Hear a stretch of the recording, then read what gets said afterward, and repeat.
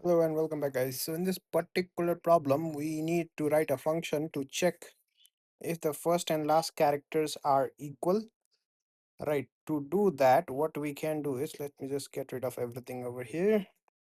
So we can simply do return S0, that's the first element, and then the last element is S minus 1, right? And it's not plus, it has to be equals, right? We are just checking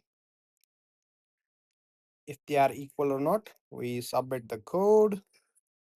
Yep, it should work just fine. I'm pretty sure the solutions are not very different either.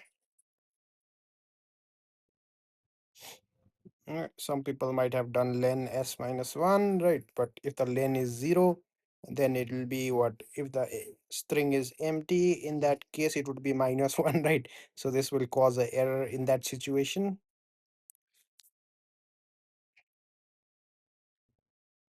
Okay, so that's how we can solve this particular problem. Other people have done something similar.